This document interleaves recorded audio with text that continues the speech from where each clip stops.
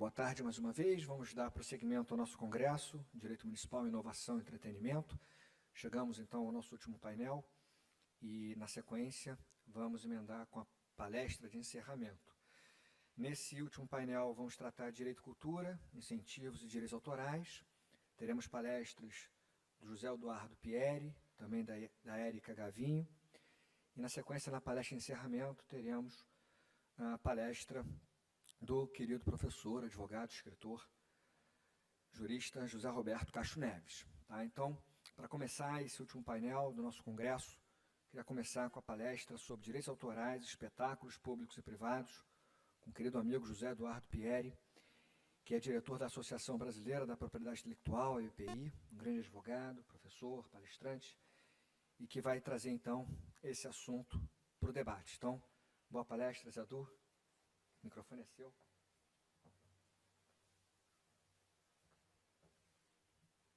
Boa tarde a todas e a todos. É muito legal falar sobre esse tema. Deixa eu ver se só para... Muito legal falar sobre o tema de execução pública de obras protegidas por direito autoral, porque, por alguns motivos especiais, né? Primeiro, porque a cultura é realmente uma parte muito importante na vida da cidade, na vida de cada um de nós, e sem a música, a cultura fica quase que capenga, né? Então a música tem um poder muito importante, e o Rio de Janeiro, principalmente, tem uma tradição cultural, musical, muito forte. A minha palestra hoje, quando eu vi que o Marcelo Goianes ia falar antes de mim, eu falei, bom, metade do caminho já está feito, porque ele vai conseguir botar a base do direito autoral, então não vou ter que perder o tempo de vocês explicando detalhes do direito autoral.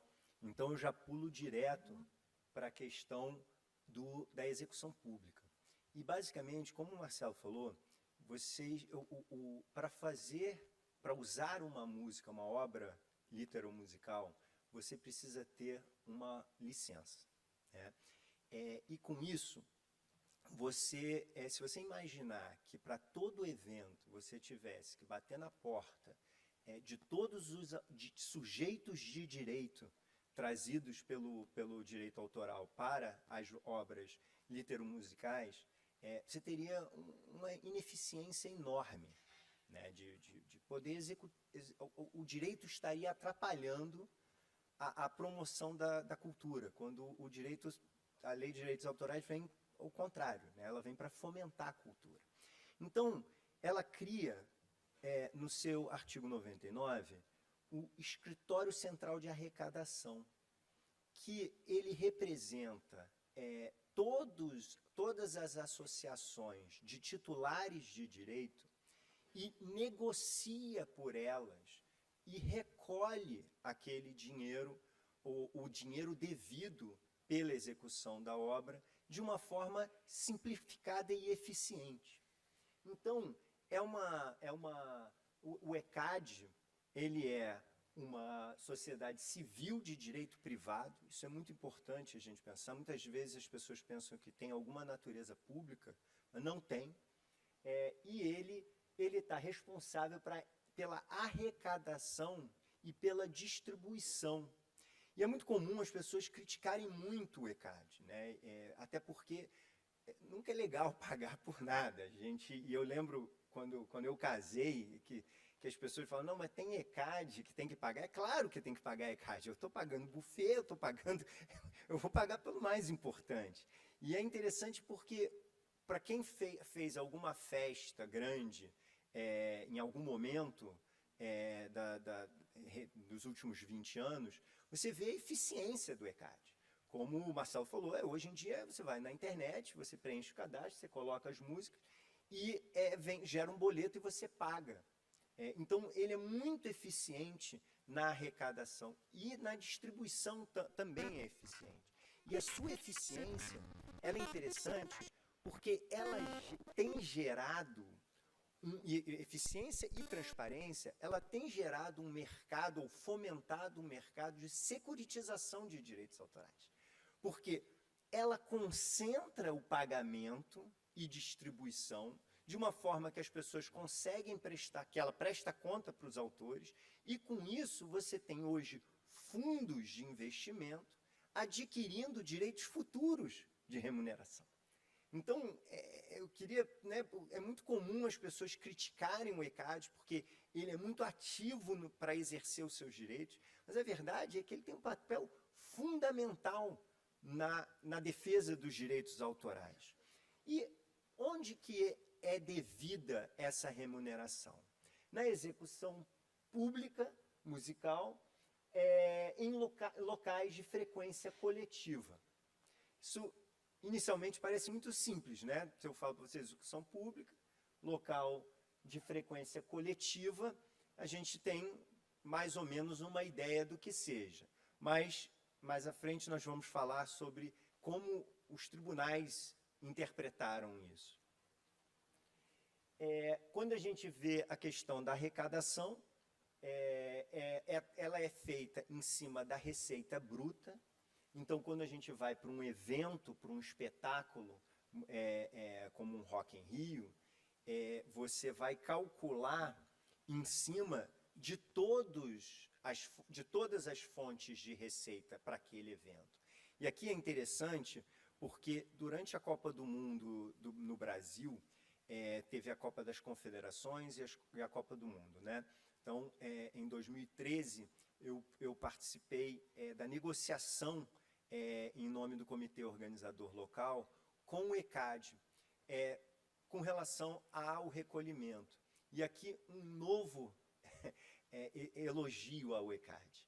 Porque o que aconteceu ali não sei se vocês se lembram, não era só o evento, o evento de abertura e de encerramento, mas os jogos, para quem teve a oportunidade de ir, tinha uma coisa chamada infotainment, que era uma novidade.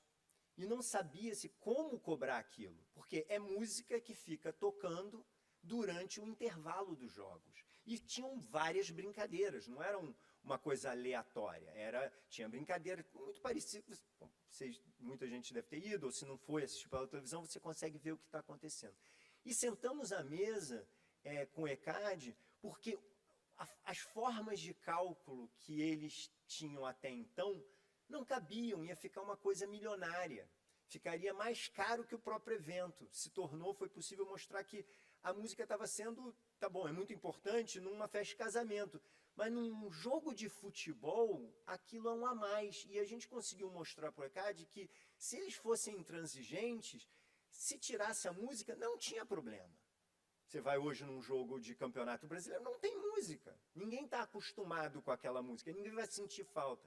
Então, com esse poder argumentativo, foi possível chegar a um acordo de que aquelas unidades de cobrança, naquele momento, até então usadas, não serviam para a Copa do Mundo. Chegamos a um acordo para viabilizar aquilo e foi tudo muito, muito, muito tranquilo e civilizada a conversa e todo mundo buscando a melhor composição para todas as partes. Foi feito, teve dinheiro recolhido e os autores receberam dinheiro. E a distribuição, ela é feita de uma forma que da seguinte, ela divide e 2/3 dos valores arrecadados são destinados aos titulares do direito autoral. Geralmente aqui é dividido entre quem faz a letra da música, quem faz a composição melódica da música, né?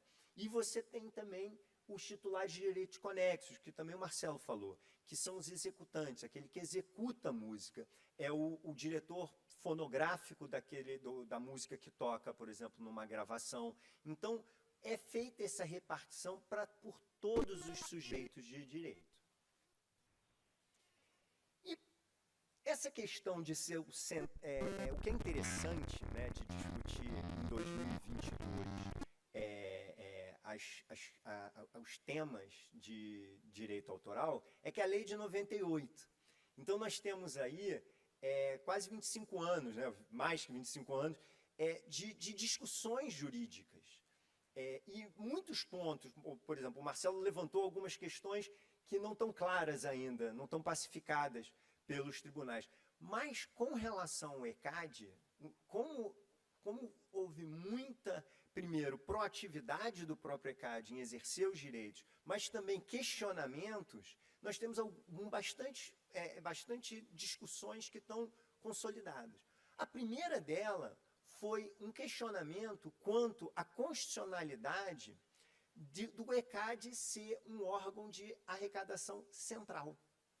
Então, isso foi questionado, e essa ADI 2054, ela chegou à conclusão que o recolhimento da execução pública, ela é uma atividade essencial.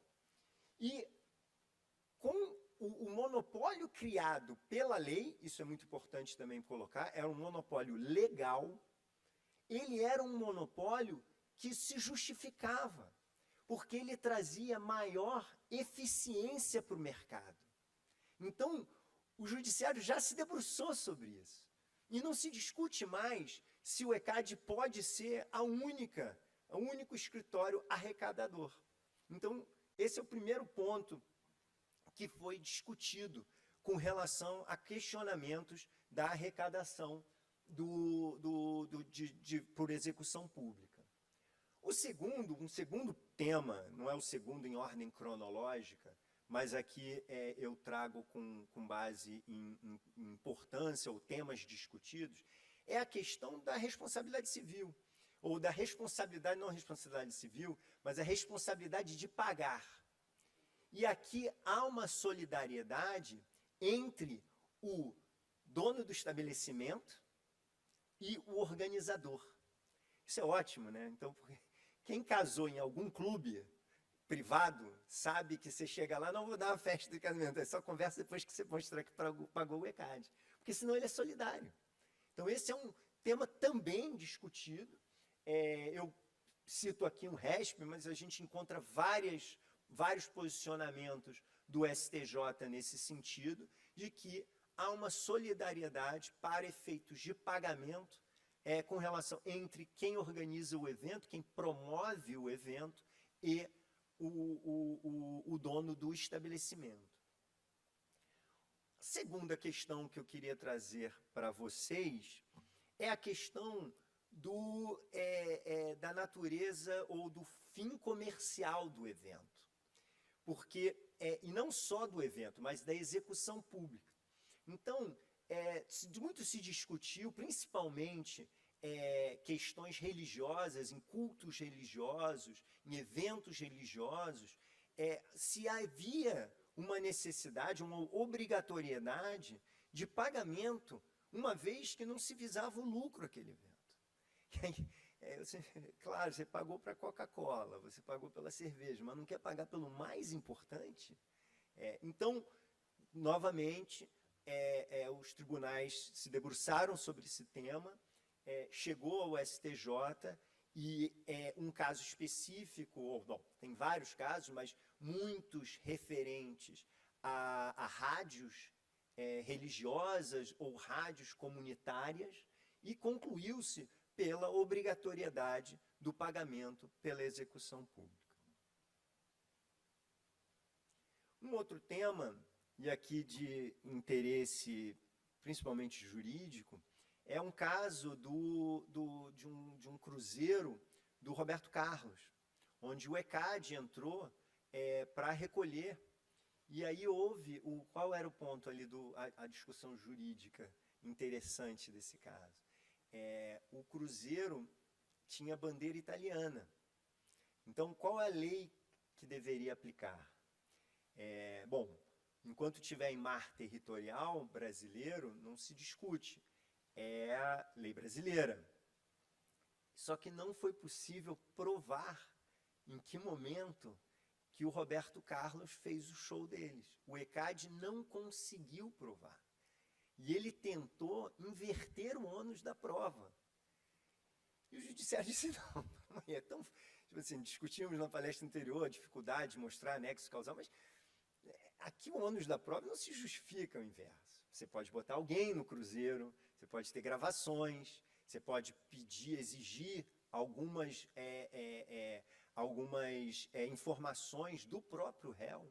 E o interessante é que houve um pedido do ECAD para julgamento antecipado do feito, sem apresentação de novas provas.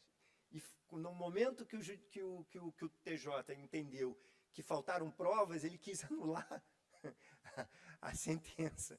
E aí o STJ disse, não, olha, não pode agora anular, uma vez que foi um pedido do próprio autor, né? Então, esse foi um ponto interessante. Então, o que é interessante aqui é que, estando em mar territorial, aplica-se a lei brasileira e é, sim, devido ao ECAD o pagamento pela execução pública. Um elemento que é também bastante solidificado, mas que eu entendo como muito interessante, é a questão dos hotéis. A discussão que o STJ pacificou nos hotéis, no sentido de que, no momento que o hotel disponibiliza um rádio ou uma televisão, o hotel é de frequência pública. E aqui é discussão de frequência pública, né? O hotel é um lugar onde, ainda que individualmente cada quarto tenha uma pessoa, uma família, mas ele é considerado de frequência pública. Então, a simples disponibilização, ainda que não houvesse um uso daquele aparelho, incide o fato gerador para o recolhimento pela execução pública pelo ECAD. E o interessante aqui é que há uma discussão de bis in idem. Porque ele fala o seguinte, não, mas poxa, a emissora já pagou ECAD. Quando ela coloca na TV aberta ou TV a cabo, a obra, né, ou que seja uma trilha sonora de uma novela, ela já pagou. Como é que o hotel vai pagar? Por que o hotel vai pagar? Seria um ibis in idem. Não. O STJ disse que não. Por quê? São modalidades diferentes. Uma coisa é radiodifusão. Você paga o direito autoral pela radiodifusão. A outra coisa é a transmissão pública através da radiodifusão. Então, a Lei de Direitos Autorais já faz essa distinção. Então, é sim devido também pelo hotel. E eu citei o hotel, que pode parecer que não tem a ver com eventos, para chegar no caso das lives.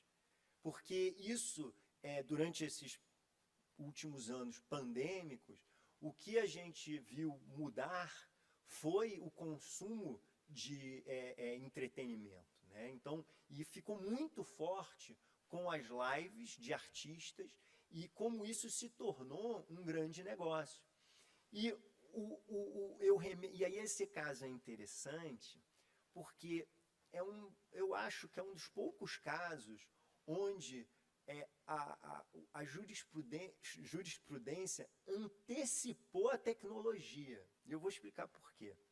O caso que a gente discute, o recolhimento ou não do pagamento por execução pública na internet, é um caso de 2006, da Rádio Oi FM, no qual o ministro Cueva, ele faz uma brilhante, todos deveriam ler esse voto, quem tem interesse no tema, ele disseca a tecnologia do streaming. Isso não era comum na época. 2006, gente, a gente não tinha 4G. 4G veio para a Copa do Mundo, 2014. Então, o streaming era uma coisa até meio precária. Era exatamente somente um rádio pela internet. Não se imaginava que a Ivete Sangalo faria um show pela internet. Era uma rádio que ninguém usava, não tinha podcast, a gente estava comentando sobre podcast. Ponto ele entendeu que tem duas formas de streaming. Tem o simulado casting e o webcasting. O simulcasting é quando você transmite a rádio ao mesmo tempo pela internet e pela radiodifusão. E ele entendeu que era devido, é uma nova modalidade de uso e não há ibis idem. Então, a internet é um local de frequência coletiva. Olha que interessante, né? Interessante, eu acho que hoje está muito óbvio que é. Na época, não. Na época tem voto divergente, tem outros casos. Isso é interessante que o ECAD perdeu em primeira e segunda instância. Só foi revertido quando chegou no STJ.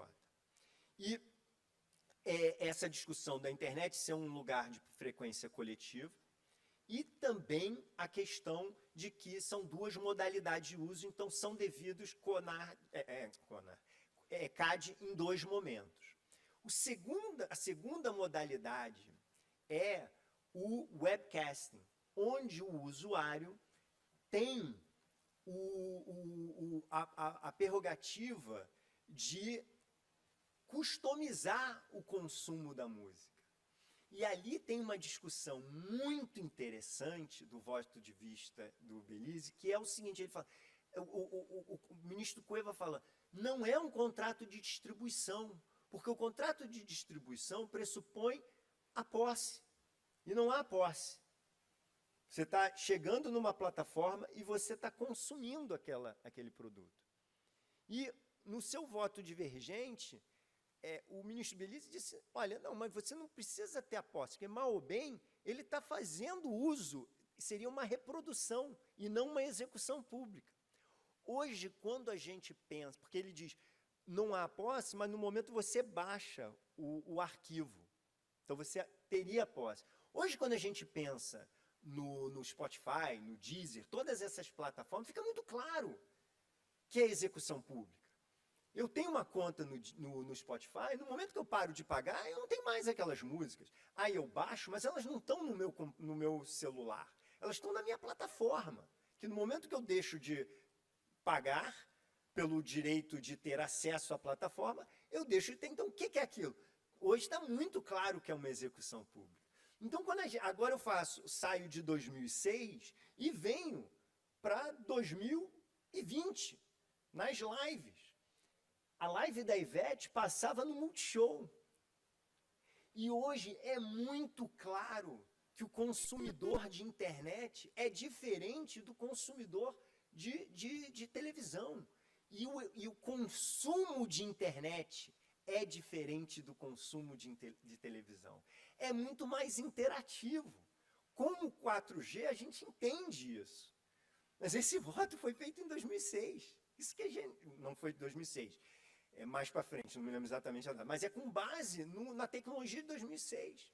Então, aqui, eu trago o caso das lives, porque é uma nova modalidade ou forma de eventos, mega eventos, no qual fica claro algumas questões, como é devido sim, mais de uma vez, por execução pública, porque você tem modalidades diferentes, é devido sim, na internet, por a internet ser um lugar de acesso público, de frequência coletiva, independentemente do número de pessoas. E mais, quando a gente chega no webcasting, que eu falei que a pessoa tem a autonomia de ouvir ou não a música, eu remeto ao caso dos hotéis, no qual bastava ter uma televisão.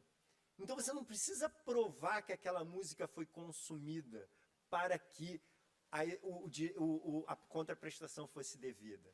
Então não basta o Deezer, o Spotify, não tem que provar que foi feito uso.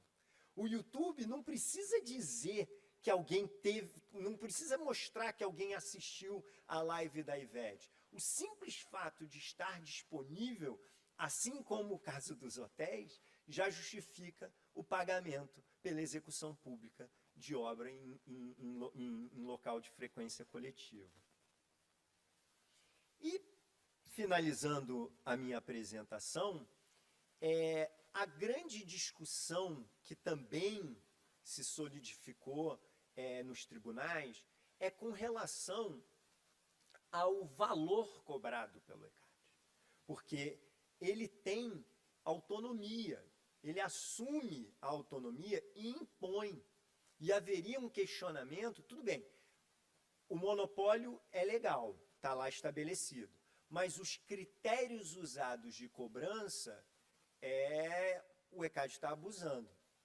Como o ECAD representa a coletividade, a alteração da Lei de Direitos Autorais de 2013, ela estabelece, ela cria alguns mecanismos de transparência e de procedimento para definição dos critérios de arrecadação e de valores a serem cobrados.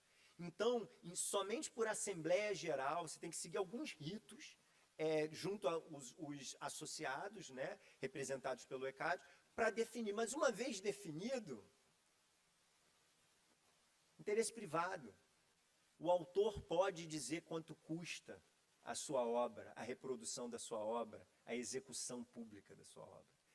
Então, pode-se dizer que está pacificado na jurisprudência brasileira de que o ECAD tem essa autonomia. Mas teve um caso que foi super interessante, que é o caso da Globo. Como é que aconteceu na Globo?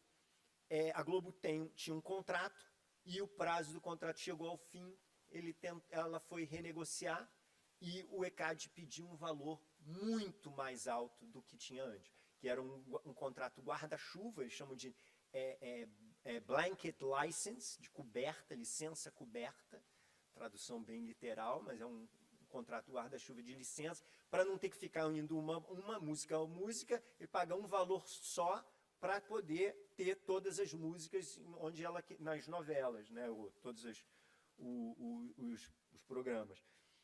E o ECAD veio com o número e ficou se discutindo se haveria uma abusividade do ECAD nesse sentido, tendo em vista o contrato anterior.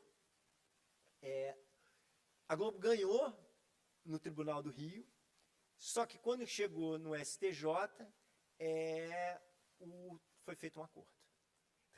Eu lembro que quando eu li que tinha saído o acordo, eu não trabalhava no caso, mas eu acompanhava de perto, cara. Pô, que pena. Um tema tão interessante, seria tão legal a gente ver como é que... Porque isso é uma coisa que fica muito claro também quando você olha a jurisprudência. Os TJs nem sempre seguem as teses que depois foram consolidadas pelo STJ. O STJ é muito firme no reconhecimento dos direitos pleiteados pelo ECAD.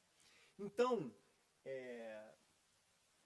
era isso que eu queria apresentar. Eu acho que o resumo que eu tenho aqui é da necessidade, como o Marcelo Goiante falou antes de mim, há necessidade de pagar pela execução pública, porque se a música num festival é o elemento super importante, ainda que não seja o mais importante, como no caso da Copa do Mundo, mas ele preenche o espaço, ele é necessário.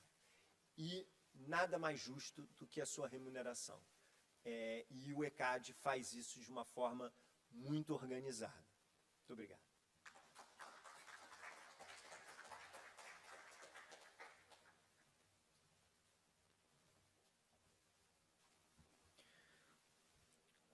Obrigado, professor José Eduardo Pieri, pela excelente palestra. A gente vai dar prosseguimento, então, agora com a palestra da Érica Gavinho, que é ex-subsecretária de Cultura do município do Rio de Janeiro, e que vai falar sobre o Poder Público Municipal e Cultura, a Lei de Incentivo Cultural. Boa palestra.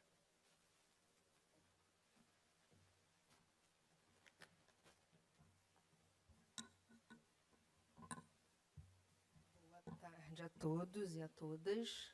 Primeiro dizer que é um prazer, agradecer em nome do procurador Daniel Bucar o convite para estar aqui hoje. Meu querido professor Rafael Oliveira, o que eu sei de direito administrativo aprendi lendo as obras do professor e assistindo às suas aulas. Portanto, qualquer erro que eu cometa aqui, a responsabilidade naturalmente é dele, não minha, porque ele certamente me ensinou mal. E preciso fazer uma correção aqui, sob pena do meu amigo, que é o secretário municipal de Cultura, Marcos Faustini, ficar chateado. Antes estava aqui o meu também amigo desembargador há muitos anos, desde a época que ele namorava a Dânia, né? Eu fui aluna dele, depois estagiária dele na Defensoria Pública e nos tornamos grandes amigos. Ficou aqui me referenciando como secretária municipal de cultura. Eu não fui secretária municipal de cultura, como não sou, eu estive subsecretária de cultura até o início de agosto agora.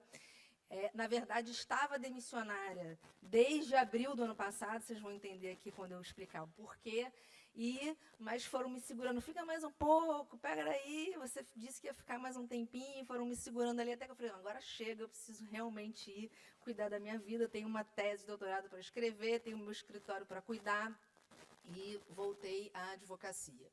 Bom, falar aqui de um tema absolutamente fundamental para a cultura e para os direitos culturais no Brasil, que é o fomento à cultura. Na verdade, a lei de incentivo à cultura, que eu vou tratar mais especificamente, que aqui no município a gente tem uma lei específica, que é a Lei 553 de 2013, que é uma lei de fomento indireto, que a gente chama, ela está dentro de um conjunto maior, que é o fomento à cultura, que está previsto lá no artigo 215 da Constituição, que determina a obrigação do Estado de fomentar a cultura, ou seja, apoiando e incentivando. Então, a gente tem o apoio direto, né, que é quando o dinheiro sai diretamente dos cofres públicos, através de editais públicos ou não, para projetos culturais, e as leis de incentivo à cultura, sendo a mais conhecida delas, que é a nossa Lei Geni, que é a Lei Rouanet, que todo mundo bate, taca pedra, mas pouco conhece, inclusive do seu funcionamento. Às vezes eu até brinco, e eu sou uma entusiasta, obviamente, da liberdade de expressão e, por consequência, também da liberdade de expressão artística, mas, às vezes, até o nosso jornalismo peca quando comunica mal, quando trata, por exemplo, um projeto tal aprovou na Lei Rouanet 3 milhões de reais para a gravação de um DVD do artista XPTO. A sensação de quem lê aquilo que não conhece o regulamento, quando isso não é explicado, é que o cara, no dia seguinte, entrou 3 milhões de reais na conta dele para fazer, e as coisas não funcionam dessa maneira em relação ao incentivo à cultura, que é o que eu vou explicar aqui. Ou seja, o incentivo à cultura ele está dentro desse aspecto maior, que é o fomento. Uma questão importante da gente refletir aqui, vocês estão desde cedo aqui ouvindo, inclusive, exemplos de eventos, de questões envolvendo esse amplo setor da cultura, que aqui eu chamo, e aqui eu incluo as artes, a cultura em si, o entretenimento, a economia criativa. Esse amplo setor é um setor absolutamente importante para a nossa economia. Fala-se de 1 a 4% do PIB. Dados no Brasil, infelizmente, a gente não tem essa cultura de coletar e de cuidar bem dos dados, o que é um problema, inclusive, para quem faz política pública, porque política pública você tem que fazer com dados e evidências. E, às vezes, a gente faz meio tateando no escuro. Mas o fato é que, pega daqui, pega dali, se não for 1 a 4, 2,5% só para vocês terem uma ideia, nós estamos falando que esse setor é um setor maior do que a indústria farmacêutica no Brasil. E isso quer dizer que a gente falta a esse setor um regulamento próprio, um marco regulatório. Que isso não vai ser, obviamente, resolvido nos âmbitos dos municípios, nem dos estados, isso, obviamente, tem que ser resolvido no âmbito federal com a União.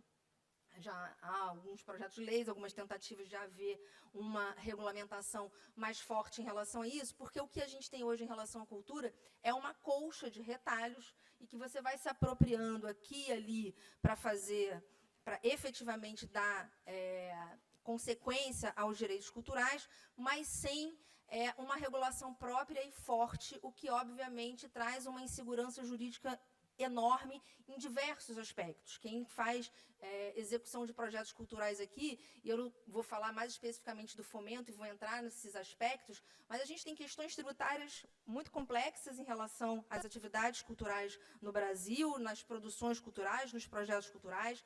A gente tem questões trabalhistas importantes, né, de geração de renda. É um setor que gera emprego e renda, mas não necessariamente uma relação trabalhista, porque os projetos culturais são intermitentes, então, como é que você remunera isso sem isso gerar, obviamente, uma responsabilização para aquele que está contratando aquele serviço? A gente viu agora, por exemplo, embora seja um festival que, por um entendimento que eu até considero equivocado, não vou tratar disso aqui, do TCU, deixou de contar com o apoio público, o Rock in Rio, mas vimos que o Rock in Rio, a quantidade de empregos gerados ali, eles divulgaram, inclusive, recentemente, quem entrar lá no Instagram do Rock in Rio poderá ver esses dados mais dedicadamente, mas em torno de 20 mil empregos, ou seja, para um festival que aconteceu durante 7 dias. Ou seja, emprego e renda, de um modo geral, ou seja, 20 mil pessoas que trabalharam ali, direto ou indiretamente, com as mais variadas formas de contratação. E a gente foi, ao longo do tempo, e aí eu falo em relação ao setor mesmo, porque antes de estar subsecretária até o agosto desse ano, nos últimos 15 anos, sempre advoguei na área para realizadores de cultura no Brasil inteiro. A gente foi, ao longo do tempo, quando eu digo que nós temos uma grande colcha de retalhos, fomos inventando coisas de como resolver. Alguém aqui pode se lembrar quando a gente teve aquele escândalo das notas frias no segundo caderno do Globo, que todo mundo quase me infartou quando viu aquilo, que como é que se pagava, que um comprava a nota do outro para receber. Enfim, depois daquilo se inventou de incluir um monte de atividade no MEI. Então, hoje você tem o que eu chamo de meirificação no setor cultural. Todo mundo é MEI.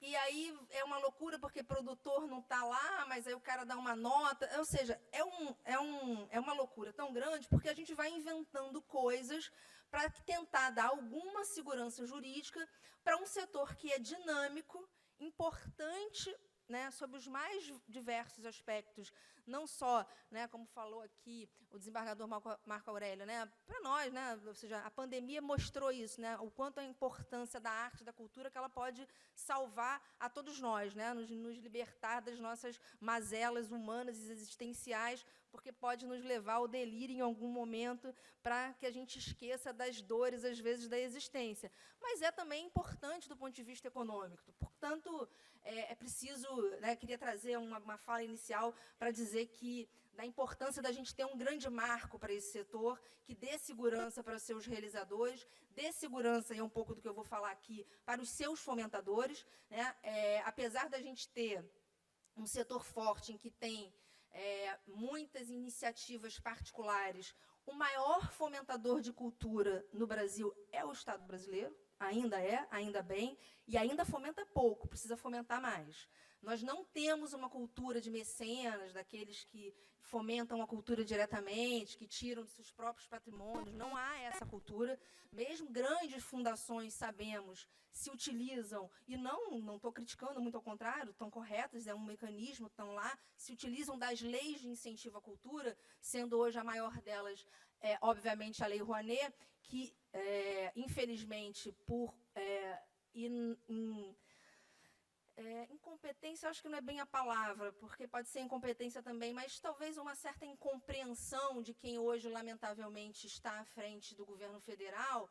Ela, infelizmente, o único fomento hoje existente em âmbito federal é a Lei Rouanet.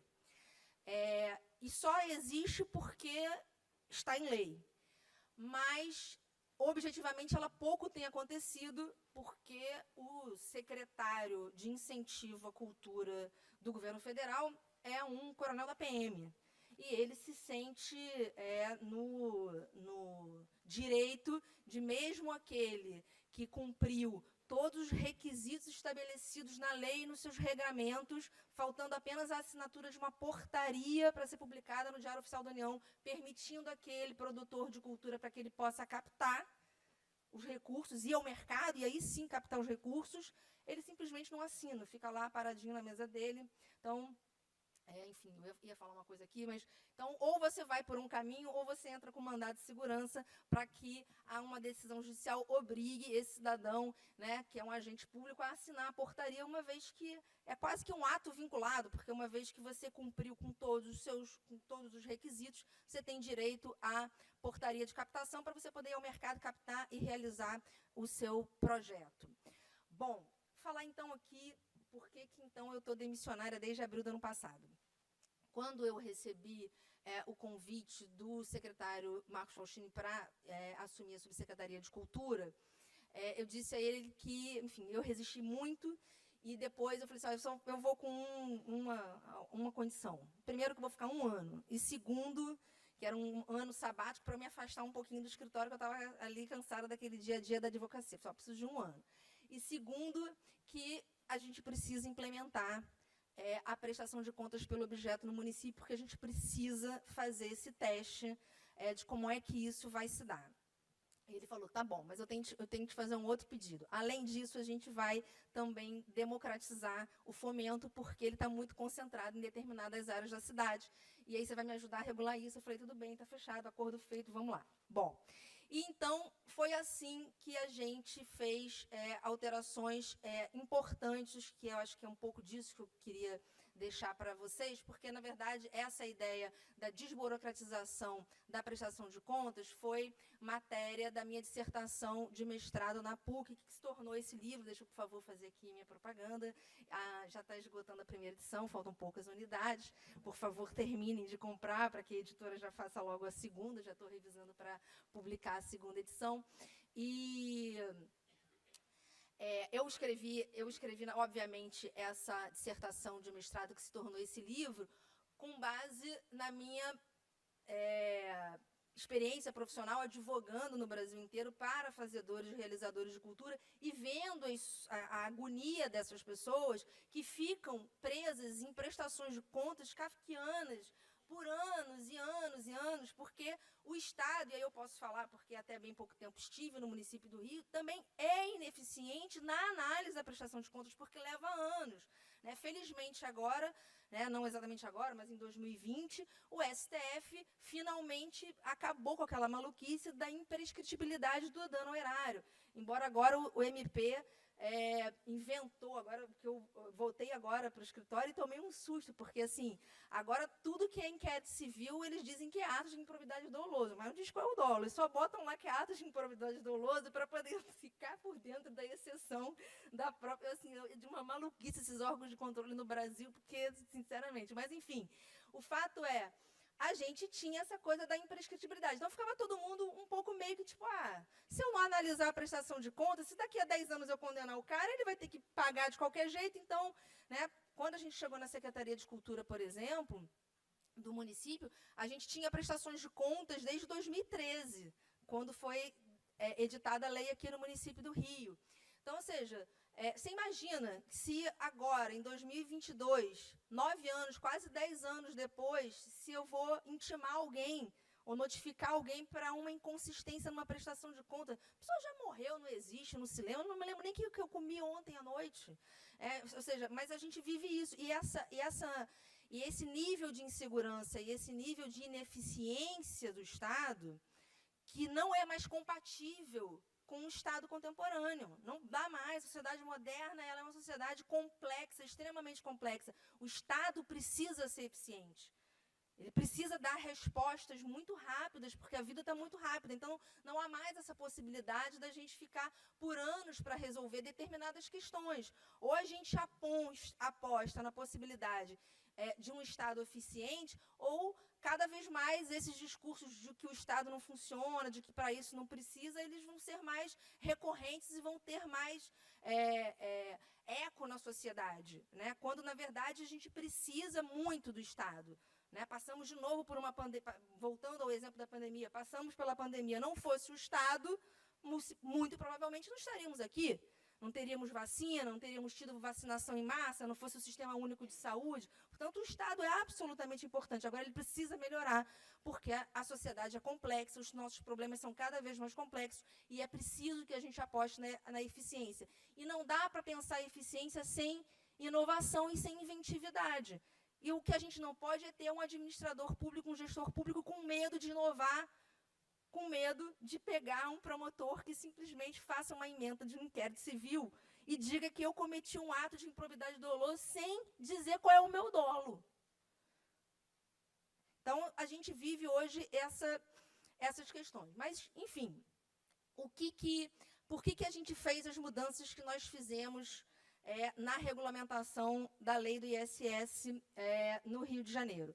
A gente identificou que, e olha a importância da gente ter legislação, quando eu falei da necessidade da gente ter um marco regulatório. Da mesma maneira que hoje, no governo federal, a gente tem problemas na Lei Rouanet, aqui na cidade do Rio de Janeiro, durante o governo do prefeito Marcelo Crivella, durante 4 anos, o único fomento à cultura que aconteceu na cidade do Rio de Janeiro foi a lei do ISS, porque ele não tinha jeito, era lei, ele tinha que cumprir, porque é uma lei que, inclusive, prevê um calendário.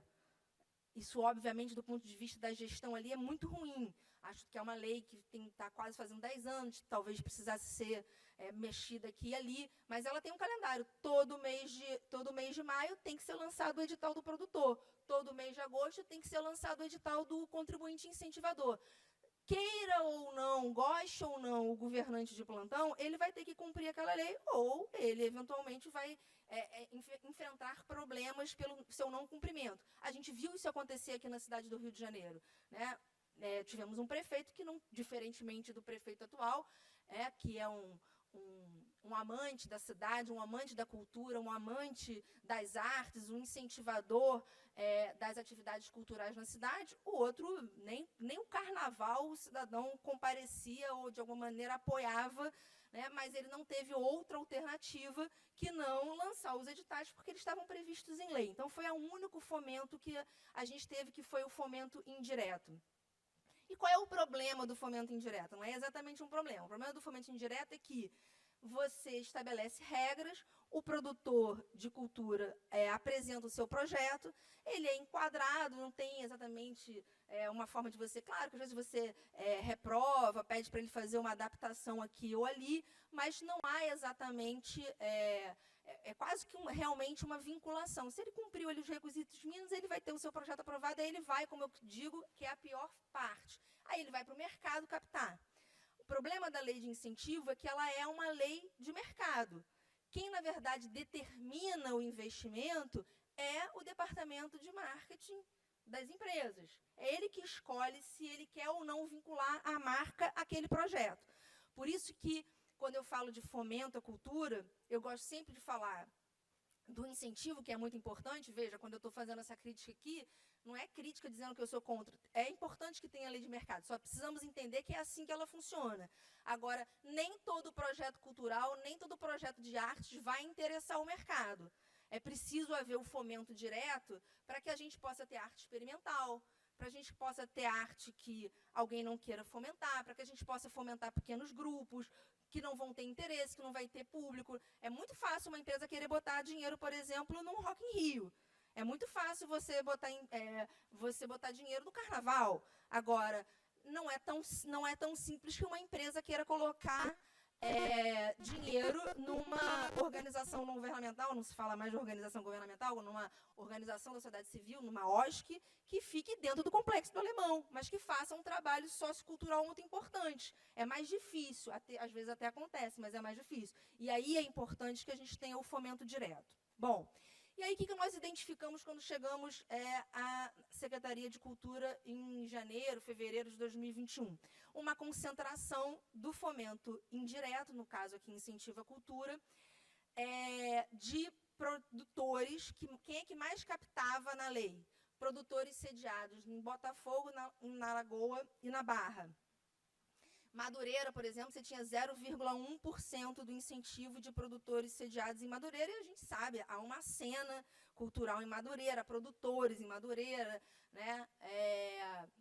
E então a gente começou a pensar, bom, como é que a gente faz para começar a mexer nisso? Então, a primeira coisa que a gente fez, e aí, obviamente, contando com o apoio do prefeito Eduardo Paes, porque, obviamente, o decreto é dele, né? No decreto regulamentador, não havia nada na lei que impedisse que a gente fizesse, a gente estabeleceu que todo incentivador que tivesse mais de 500 mil de incentivo para utilizar na lei, ele obrigatoriamente teria que pegar 20% do seu incentivo, que no caso, se o cara tinha 500 mil, 100 mil reais, ele obrigatoriamente teria que escolher projetos de produtores sediados nas AP 3, 4 e 5, exceto Barra da Tijuca, porque a gente já tinha identificado uma concentração de recursos na Barra da Tijuca.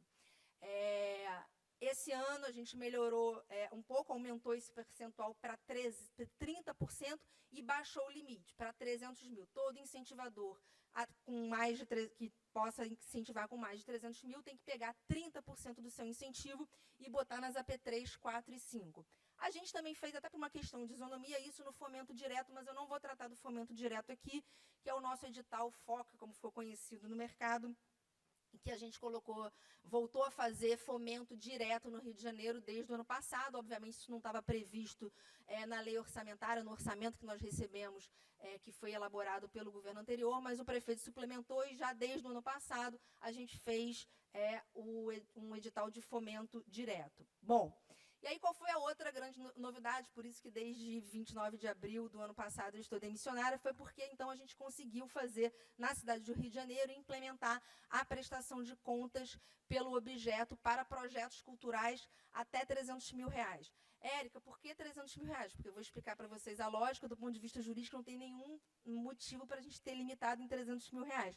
Mas é só porque todo mundo tem medo de um órgão de controle, e até os órgãos de controle internos, como a própria Procuradoria-Geral do Município. Lembro de ficar discutindo horas a fio esse assunto com o da Mata, depois eu passei, digo que eu passei por várias bancas de doutorado, depois com o Raposo, depois que o prefeito assinou o decreto, alguém me jogou dentro de uma sala com o Rodrigo, falando, explique isso aí, senão amanhã não publica esse decreto. Eu falei, gente, pelo amor de Deus, não vai dar nada, vamos publicar. Ainda falei, o Eduardo, quando assinou, falou assim, eu falei, pode deixar, prefeito, qualquer coisa eu peço exoneração, eu faço a sua defesa de graça, fica tranquilo, porque não vai dar nada, vamos fazer. Mas, enfim, a gente estabeleceu 300 mil, que era para dizer, para não dizer que era um liberal geral, porque toda vez que você quer fazer qualquer coisa de matéria de flexibilização de controle, fica, meu Deus, mas e aí a controladoria, e o Tribunal de Contas, e o Ministério Público? Não sem erro, não erradamente esse receio. Hoje, no direito administrativo, a gente estuda, é até objeto do meu projeto de tese de doutorado, a influência disso na separação de poderes. A gente fala de uma anomalia que é o direito administrativo do medo, que é o medo dos gestores públicos e administradores de tomar decisão. Aquele nosso processo que a gente chama de uau, nunca foi tanto. Fica assim, eu mesmo peguei isso na secretaria, tinha 500 pessoas, eu falei, gente, ninguém vai tomar essa decisão, não, me dá essa aqui, vou decidir isso aqui, porque vamos fundamentar e vamos decidir, porque senão ninguém decide isso, porque fica todo mundo com medo de tomar decisão, com medo, obviamente, de ser punido e não sem razão. Bom, e aí o que a gente fez? Implementamos, e o que é, Érica, a prestação de contas pelo objeto?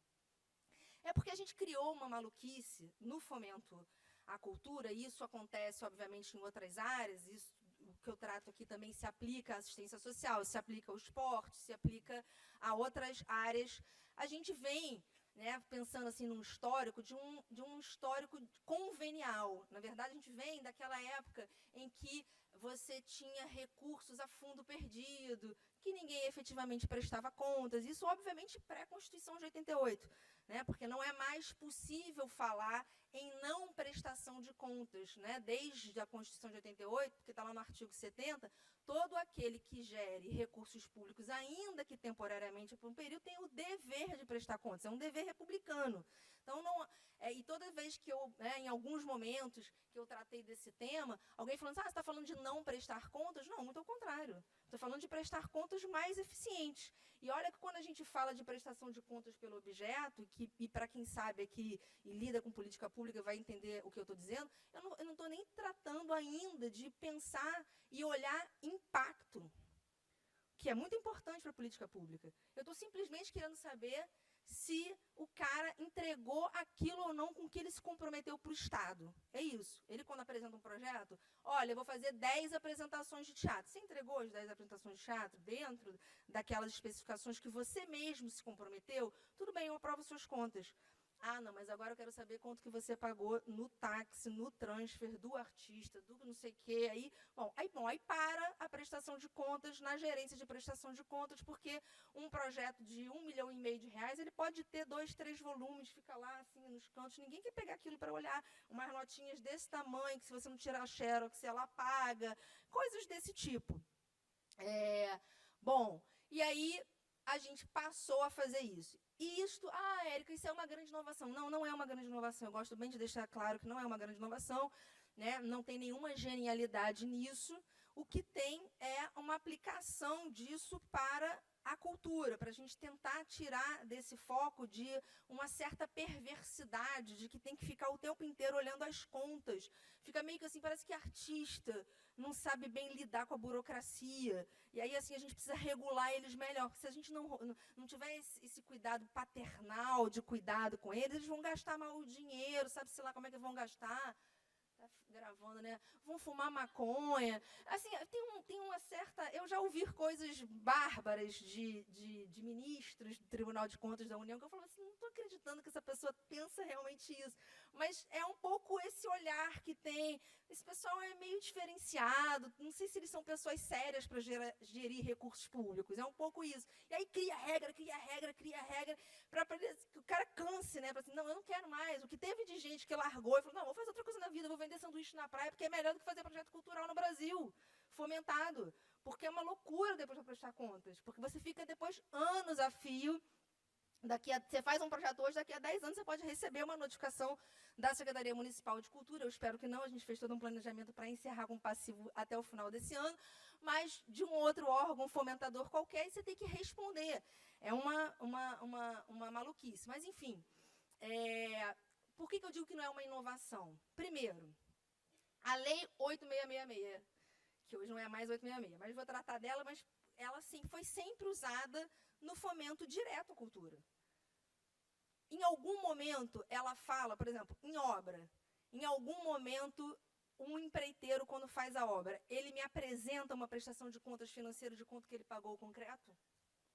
Não. O que acontece é que, antes de eu lançar o edital, é dever da administração, ela faz uma precificação de quanto é, a obra não pode custar mais do que aquilo, e ele tem que fazer aquilo. Ele vai me apresentando, vai fazendo as medições, à medida que eu vou comprovando que ele está entregando, eu vou fazendo os pagamentos. É assim que acontece. Aí, na cultura, não. A gente se vale da 866 para fazer os nossos editais de fomento direto, que também é uma loucura. Não sei discutir isso com o D'Amato, porque a gente premia, mas, na verdade, manda o cara fazer um edital. Mas é isso. Por isso que precisa de um marco regulatório específico. E aí, a maioria dos órgãos fomentadores diretos de cultura cria regulações que o cara, além de comprovar que fez, tem que entregar um monte de nota, um monte de coisa, quando isso sequer está previsto em lei. Ou seja, a gente, por uma norma sem muita força legal, vamos dizer assim, a gente cria obrigações para as pessoas e as pessoas passaram a achar que isso era normal. E quando é que essa discussão começa a ficar mais interessante?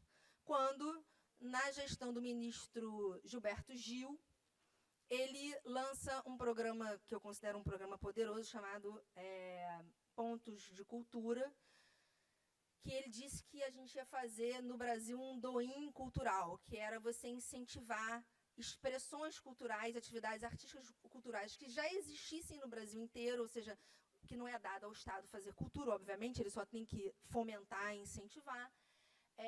Você daria recursos para que potencializasse aquilo que já acontecia.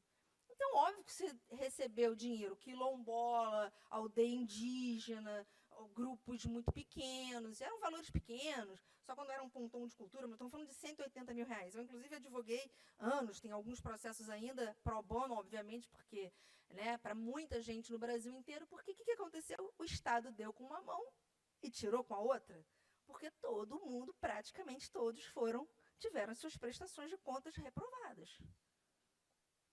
E nós acabamos com uma super política pública por conta de um excesso de controle ou de um controle irrazoável, quando, na verdade, a gente poderia e deveria ter minimamente orientado essas pessoas de como é que elas deveriam, então, prestar contas dentro daquelas regras absolutamente malucas. E aí veio a edição da Lei 13.018, que é a Lei Cultura Viva, que prevê, essa lei de 2014, que prevê a possibilidade, que ela determina que para a Lei Cultura Viva, a prestação de contas deverá ser simplificada e a sua aferição se dará preferencialmente pelo cumprimento do objeto. Então, esse é o primeiro marco legal que a gente tem. E aí, sem falar da 8666, como eu já expliquei, né, a nossa lei de licitações e contratos, a regra não muda, obviamente, na nova lei de licitações. E uma lei seguidinha dessa, da 13.018, foi a Lei 13.019, que é o marco regulatório para as organizações da sociedade civil, o MIROSC, né, que eu tive a felicidade de ajudar a construir essa legislação, que também prevê a possibilidade da análise da prestação de contas pelo objeto. E a 13.019, ela acontece num contexto de criminalização das antigas ONGs. Nós tivemos 2 CPIs no Congresso Nacional para analisar escândalos envolvendo ONGs, hoje a gente não chama mais de ONG, mas sim de OSCs, e houve na segunda CPI uma proposta de legislação para regular as organizações da sociedade civil, e que era uma proposta absolutamente criminalizadora. Então, a presidente, à época, Dilma Rousseff, criou um grupo de trabalho vinculado ao Gabinete da Presidência da República para discutir com o setor. Foi quando a gente, então, fez esse novo marco, permitindo a possibilidade de análise da prestação de contas pelo objeto. Ou seja, você faz a análise se aquela parceria, né, aquele termo de colaboração, aquele termo de fomento, se quem recebeu o recurso comprovou a sua regular aplicação, tem a sua prestação de contas aprovada. Não comprovou o cumprimento do objeto. Aí sim, eu notifico aquela pessoa e ela tem que, obrigatoriamente, me apresentar a prestação de contas financeira. E, obviamente, em qualquer desses casos, se houver uma denúncia, se houver qualquer indício de irregularidade, você, obviamente, chama a pessoa para apresentar, até para poder avaliar e quantificar um eventual dano. Então, é nesse contexto que a gente fez essa mudança de regulação na cidade do Rio de Janeiro. Obviamente, em termos de incentivo indireto, certamente não há, pelo menos eu não conheço nenhuma outra unidade da federação que tenha tido a coragem de fazer. A gente fez, mas a gente, na verdade, só se valeu, meio que, entre aspas, copiando de outros marcos regulatórios que já existiam, que já previam essa possibilidade de análise de prestação de contas, né? Lembrar também que nós temos 2 outros marcos, tanto a lei das OCIPs quanto a lei das OS, que, embora falem também da necessidade de prestação de contas financeiras, esses 2 marcos privilegiam a análise do objeto, do atingimento de resultados e metas. Ou seja, primeiro eu olho para isso. A ideia é sempre pensar no resultado. Ou seja, depois eu vou olhar a burocracia, um pouco essa lógica. Só que a gente acabou invertendo um pouco essa lógica e que, obviamente, é em prejuízo da fruição dos direitos culturais, porque quando você faz essa lógica menos burocratizada, você aumenta também o acesso, porque você consegue com que produtores que tenham, por exemplo, uma estrutura menor, nem todo grande produtor de cultura consegue ter um departamento financeiro, administrativo, advogado, contador, né, para poder orientar em prestações de contas gigantescas, né? E mesmo para grandes realizadores, também é importante que a gente desburocratize, né? A gente, na cidade do Rio de Janeiro, por exemplo, desregulamentou, melhorou a possibilidade das licenças para eventos, como foi dito hoje aqui. É muito importante deixar quem realiza, né? Não à toa a gente tem o princípio da livre iniciativa na Constituição, deixar quem realiza efetivamente realizar, poder fazer as coisas sem a pata, sem a mão do Estado o tempo inteiro ali, tentando conduzir as coisas para um determinado lugar aqui ou ali. É importante ter esse ambiente de liberdade para que as pessoas façam melhor, né? Não tem sentido um artista passar mais tempo preocupado com a prestação de contas, ou como é que ele vai obter uma nota para justificar uma despesa aqui ou ali, do que com a própria atividade, com o próprio objeto do que ele quer entregar. E quando a gente pensa do outro lado, do ponto de vista do órgão fomentador, é muito importante que a gente passe a se preocupar mais com o objeto, com o resultado, com o impacto do que aquilo teve, até para poder avaliar o gasto e o recurso público. Os recursos públicos são escassos, sabemos, não há orçamento público que dê conta da complexidade das sociedades e dos problemas das sociedades contemporâneas. Portanto, é importante que o gasto público seja bem direcionado. E aí, para a gente não achar que está colocando dinheiro onde não tem um retorno efetivo, um impacto, é importante que a gente tenha dados e tenha essas análises. Mas enquanto a gente ficar mais preocupado com a nota do táxi do que se a qualidade, por exemplo, artística, ou o impacto daquilo na sociedade, no seu entorno, foi mais relevante ou não, a gente vai ficar sempre nessa coisa de ficar ali de pires na mão, pedindo um pouquinho mais de dinheiro, porque aquilo é importante, enfim. O Bucar já me alertou aqui que meu tempo acabou. Então, eu queria dizer que foi exatamente nesse sentido que a gente fez, e só fazer uma última observação, porque essa é sempre uma crítica que todo mundo faz. E alguém fala assim para mim, mas como é que a gente faz análise financeira? Não faz análise nunca? Faz análise prévia, sempre prévia. Porque quando o produtor de cultura apresenta o projeto, ele apresenta um orçamento, com rubricas. E a gente, todos os órgãos fomentadores hoje no Brasil, exceto, obviamente, talvez um município menor e tal, pode só não ter um banco de dados, mas, por exemplo, aqui no município do Rio de Janeiro, nós temos uma lei, já existia incentivo antes, porque era uma outra legislação, desde 2013, a gente tem quase uma década. Tem um volume de informações em relação à quantidade de projetos e valores, quanto é que se paga de cachê para produção executiva e tal, que é possível você aferir se aquilo está ou não parametrizado no mercado. Se não tiver, o que você faz? Você glosa antes do cara executar. Ou seja, para que eu vou deixar ele executar mais caro e depois de mandar cobrar? Eu digo antes, olha, essa rubrica, eu vou aprovar o seu projeto, mas essa rubrica não vai ser custar tanto, vai ter que custar tanto, né? Ou a gente pode pensar no controle concomitante, que é muito mais interessante do que o controle a posteriori, porque ele nunca é eficiente, porque depois da porta arrombada do dano feito, a gente vai, no máximo, atrás de quem efetivamente lesou o Estado, mas a gente sabe as consequências disso. Enfim, queridos, muito obrigada pela paciência de vocês. Espero ter trazido aqui algumas provocações. Esse é um tema, obviamente, que me apaixona, tanto que eu passei tanto tempo estudando, resolvi escrever um livro. Confesso que já fico mais um pouco preguiçosa para falar sobre ele, mas ainda é um tema que eu gosto muito e que ainda merece muitos avanços. Em termos de regulação, a gente ainda está muito atrás, a gente pode melhorar ainda muito mais, como, por exemplo, na cidade do Rio de Janeiro, tirar o limite dos 300 mil. Não há o menor sentido. Acho que todo e qualquer projeto cultural pode e deve ter suas contas aprovadas, tão e exclusivamente pela aferição do cumprimento ou não do objeto. Muito obrigada, boa tarde.